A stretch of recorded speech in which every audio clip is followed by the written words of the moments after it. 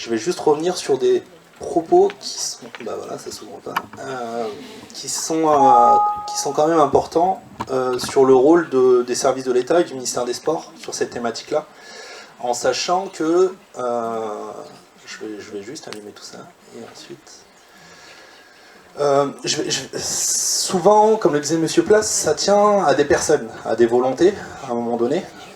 Donc moi je suis arrivé en septembre 2017 à la direction régionale départementale jeunesse et sport et cohésion sociale, donc depuis un an, presque un an et demi, avec un constat qui est qu'il se passe beaucoup de choses sur le sport handicap, à différents niveaux, local, départemental ou territorial. Et l'idée, en fait, c'était de travailler en collaboration avec les différentes entités, à la fois au niveau du sport, mais aussi les autres, parce qu'il y a aussi d'autres structures qui font. Et on a remis en question tout le système régional. C'est l'idée de cet après-midi de vous le présenter, qui a un impact au niveau départemental et au niveau local. Donc l'idée, c'était d'harmoniser aussi ce qui se fait de bien dans chaque département, au niveau local, et de pouvoir l'adapter à tout un chacun. Donc moi je suis un référent du sport handicap, mais également aussi sur les autres territoires et publics prioritaires, quartier politique de la ville, zone de revitalisation rurale, public féminin, public en situation de handicap. Je le dis volontairement parce que c'est important, et tout ce qui concerne le milieu carcéral, les publics vulnérables en général, les établissements sociaux ou autres. Et on essaye actuellement d'harmoniser aussi les manières de faire, parce qu'il y avait des manières de faire quand on traitait les établissements sociaux, les publics vulnérables, les publics en milieu carcéral, les publics en PJJ. Et l'idée, c'est de travailler tous ensemble pour une même manière de faire, parce qu'en termes de montage de projet, ça se ressemble, et d'être efficient dans le montage, et surtout de travailler ensemble, parce que c'est ça qui est important pour nous. Le réseau territorial sport handicap. Donc du coup là vous voyez en avant-première l'identité visuelle. Il y a un réseau qui a été réfléchi, monté depuis une année, avec l'objectif d'inclusion sociale par le sport. Ça c'est important. Donc comme le disait chaque intervenant tout à l'heure, donc le but c'est d'inclure la personne en situation de handicap dans le milieu ordinaire avec tous. Et pas qu'il soit traité différemment. Sur un créneau spécifique, à part, même si ça peut être une étape parfois, mais avec l'objectif en tout cas d'aller vers la pratique sportive en commun. Et ça c'est important, et on le verra tout à l'heure dans la discussion, mais ça sort du terrain, que ce soit la FFSA, la Fédération Française du Sport Adapté ou Handisport. Les personnes qui sont dans de la pratique valide, non valide, ils appellent ça comme ça, on voit ça porte ses fruits. Il y a vraiment une évolution réelle de terrain par rapport à son inclusion, dans le milieu ordinaire, son apprentissage, etc. Donc nous, on met vraiment l'action là-dedans. L'objectif du réseau territorial, c'est de construire un plan d'action territorial, donc un plan d'action pluriannuel sur plusieurs années, et ça c'est important, avec des objectifs. L'objectif qui est une meilleure communication des actions. Ce que je vous disais tout à l'heure, il y a des choses qui se passent, mais c'est vraiment de valoriser aussi ce qui se fait sur le terrain et que tout le territoire régional puisse en avoir connaissance. Une journée comme celle-ci par exemple, l'idée c'est de la valoriser, qu'il y ait d'autres territoires qui puissent se rendre sur ce genre d'événement. Valoriser les structures qui mettent en place des créneaux ou des pratiques en direction des personnes en situation de handicap, et je dis bien structure et pas simplement association sportive, parce que jusqu'à présent on avait un label dont je parlerai tout à l'heure qui mettait en avant les structures sportives, donc associations sportives qui menaient des actions en direction des personnes en situation de handicap.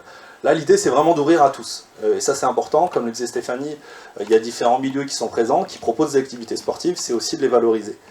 Et le troisième objectif qui est le plus important, et qu'on met en valeur, c'est surtout que la personne en situation de handicap puisse identifier de la pratique près de chez elle, la pratique adaptée, et qu'elle puisse savoir ce qui se passe autour de chez elle. Et vous le verrez tout à l'heure avec la plateforme que je vous présenterai, qui est le fruit du travail du réseau. On va aboutir à cet objectif qui est important, et qu'elle puisse identifier du coup la pratique la plus proche de chez elle, quel type de pratique, et qui fait pratiquer, combien ça coûte, etc., etc. Vous le verrez tout à l'heure. Vous pouvez m'interrompre à tout moment, hein, par rapport à tout ça, parce que je crois que j'ai 15 minutes, c'est ça? Ok, j'en ai déjà pris 5. Je vais aller plus vite sur le réseau. Le réseau territorial, comme je vous le disais tout à l'heure, c'est le fruit d'un travail au niveau territorial avec le comité régional handisport, sport adapté, le conseil régional et la DRDJSCS, avec un constat. Qui a été la première réunion du réseau territorial s'est déroulée en janvier 2018 avec tous les acteurs, toutes les forces vives qui ont été identifiées sur chaque département. On était à peu près une cinquantaine ce jour-là, avec l'idée que le réseau est ouvert à tous, à toutes et à tous, qui peut évoluer au fur et à mesure, qui n'est pas fermé. Donc j'appelle les volontaires donc, qui veulent intégrer le réseau du coup de contacter Stéphanie, parce qu'on est ouvert à toutes les forces vives du réseau avec les différentes compétences, et c'est ça qui va enrichir les uns et les autres. Un travail collaboratif par rapport aux outils, par rapport aux constats, aux objectifs dont on a parlé tout à l'heure. Qu'est-ce qu'on fait pour mieux communiquer? Qu'est-ce qu'on fait pour mieux valoriser? Et qu'est-ce qu'on fait pour que la personne en situation de handicap puisse trouver un accueil près de chez elle? Là, actuellement, on est sur la validation et le test des outils. Donc là, les outils que vous allez voir aujourd'hui ne sont pas complètement finalisés. Et le lancement est prévu au 1er février 2019. Donc là, actuellement, on va tester les outils avec les membres du réseau. Donc on est vraiment sur un travail collaboratif avec l'ensemble des acteurs. Monsieur Place tout à l'heure parlait du pôle ressources nationales sport handicap, qui est également partie prenante aussi sur la démarche. Et l'idée, c'est d'avoir un outil performant et qui puisse servir à tous. Je fais juste une petite parenthèse sur le label qui existe un petit peu dans le 28. En fait, c'est un label qui existe depuis une dizaine d'années, qui ressemblait, qui avait cette identité visuelle, et aujourd'hui on est passé à une autre identité avec des objectifs différents et des étapes. N'importe quelle structure demain qui souhaite être labellisée, elle a 5 étapes. Une première étape de savoir si elle rentre dans le label ou pas. L'idée en fait du label, c'est on est monté un peu plus en gamme par rapport à l'ancien, où on s'est rendu compte en fait, qu'il y avait des clubs labellisés en fait, qui n'avaient pas des créneaux effectifs. La personne en situation de handicap qui se rendait sur ces créneaux-là, il n'y avait personne pour l'accueillir, il n'y avait pas de personnel encadrant qualifié, où il n'y avait même personne parfois. Donc l'idée c'est vraiment de monter en gamme par rapport à la formation des professionnels, mais également aussi sur l'accueil effectif des personnes en situation de handicap. Ensuite, il y a une étude qui est faite par la commission départementale sport handicap du département, une visite lors d'un créneau qui va se dérouler de septembre à décembre, et ça c'est important. Du coup, on n'est pas sur du déclaratif, mais on est vraiment sur le constat d'une séance effective, avec l'encadrant qualifié, une délibération qui va se dérouler au mois de décembre, et une remise des labels qui va se dérouler début d'année civile. Je vous affiche ça, c'est pour ceux qui souhaitent être labellisés, ça va être important. Du coup, à partir du 1er février 2019, vous aurez accès à cette plateforme-là, et le processus va se dérouler comme ça. Choix du label, ou pas. Il y a deux possibilités sur la plateforme, soit être référencé, donc Sport Handicap Centre Val-de-Loire, soit être labellisé. Très très simple pour n'importe quelle structure, donc collectivité, association sportive, privée ou autre. Vous parliez d'établissements médico-sociaux qui proposent aussi des activités sportives. L'objectif, c'est juste que ces créneaux soient ouverts à toutes et tous. Donc même une personne dite valide pourrait éventuellement être présente sur ces créneaux-là, et avec l'objectif du coup d'inclusion sociale. La plateforme va se dérouler comme cela. Très facile pour s'enregistrer. Un nom, un identifiant, une adresse mail. Et lorsque je suis connecté,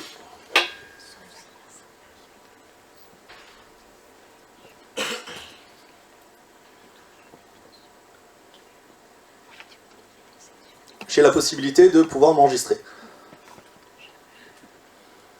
Donc comme je vous le disais, le principal objectif de la plateforme, c'est que n'importe quelle personne en situation de handicap sur la région Centre-Val de Loire puisse trouver un accueil de qualité et avec une personne qualifiée.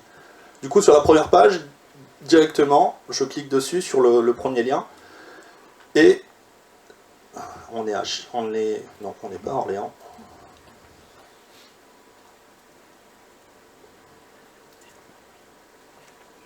On est à Chartres. Sur un rayon de 300 km autour.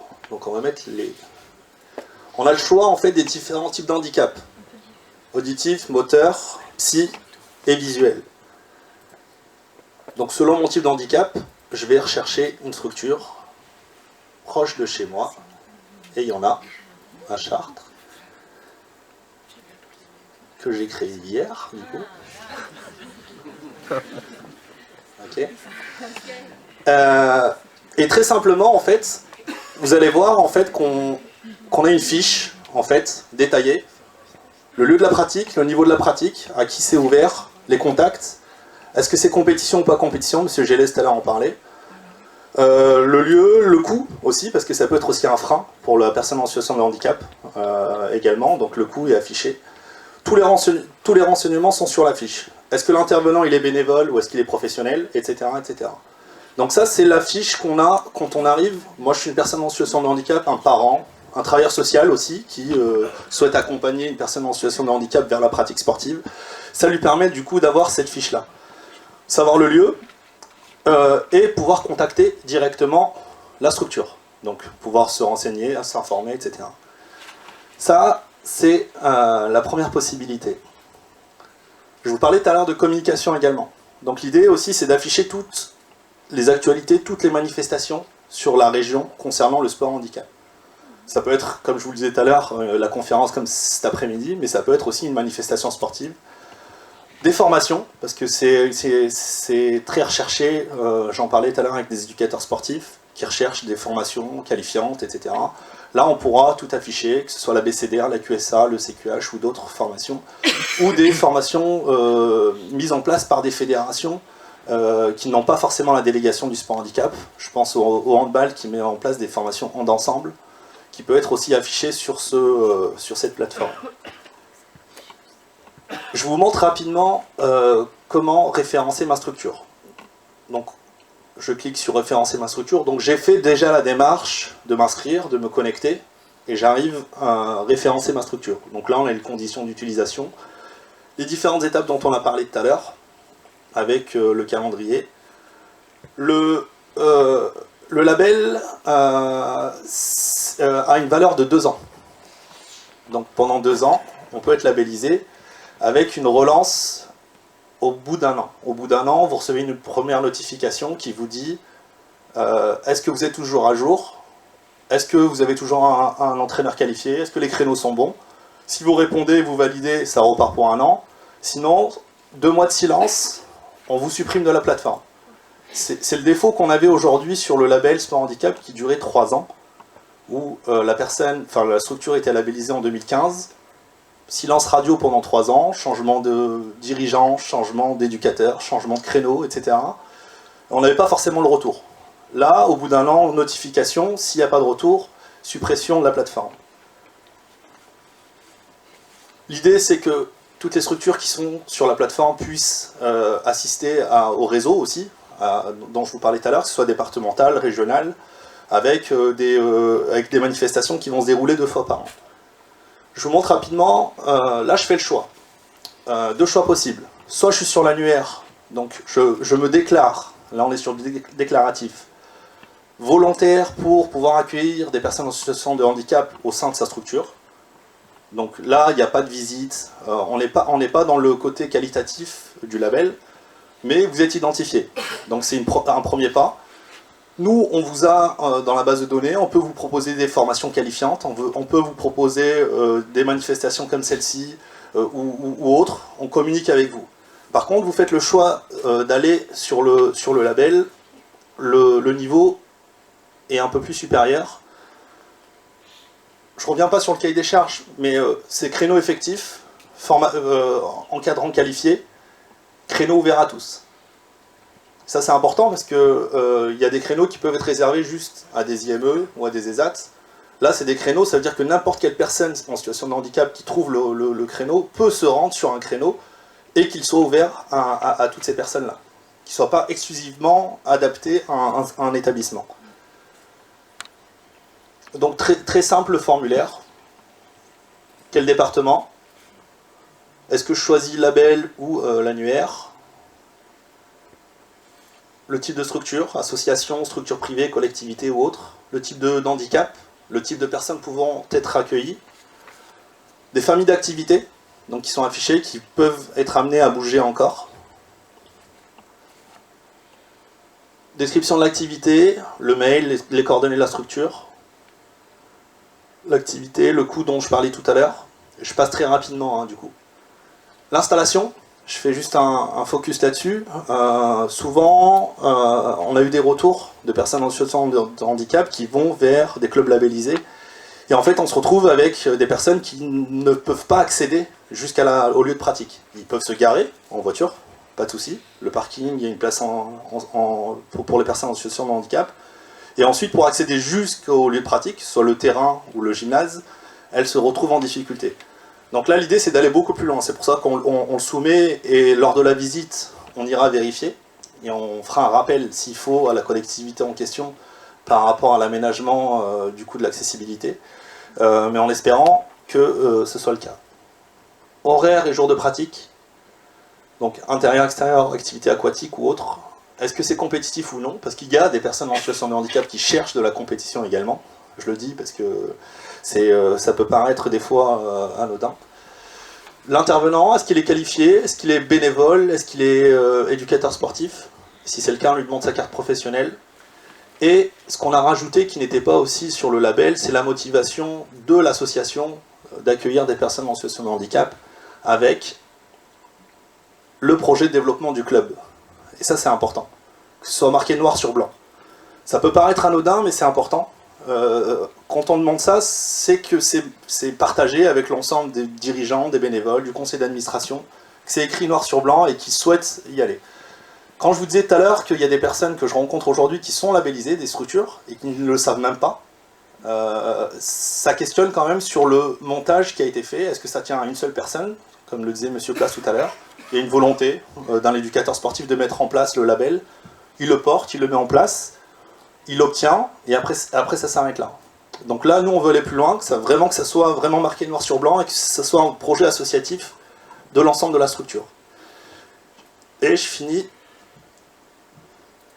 sur le dernier onglet, qui a un lien, qui a un contact également, et là, on va recenser toutes les structures portant des actions en direction du sport handicap. Donc là, c'est pareil, c'est ouvert. Là, aujourd'hui, on a mis les liens service de l'État, sport adapté handisport.